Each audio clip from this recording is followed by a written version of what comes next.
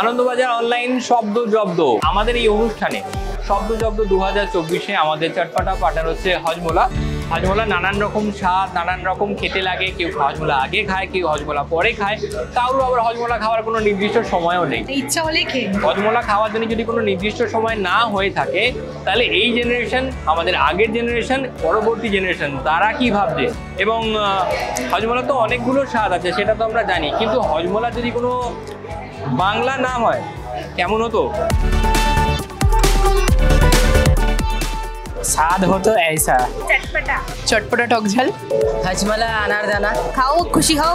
ভোজন রসিকের ওষুধ। হজমোলা খেতে খেতে কোন বিষয়টা নিয়ে কথা বলতে চাইবেন? খেলাধুলা তো খুবই দরকার। আমরা শুনলাম খেলাধুলা হলে কিন্তু বেশ হয়। তাহলে ঠিক আছে, খেলাধুলা হলে যখন বেশ হয়, তখন আপনাকে আমি একটা হজমোলা ছোট্ট শ্যাসে উপহার দিতে চাই।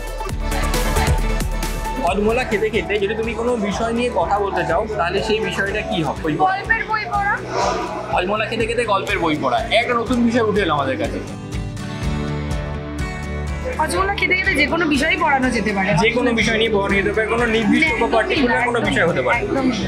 ধন্যবাদ আপনাকে।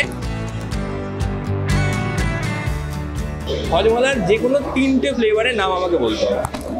কোকা কোলা যে ফ্লেভারটা, একটা কোলা ফ্লেভার আছে, পুদিনা ফ্লেভার, তারপর আমরা 3টে, আর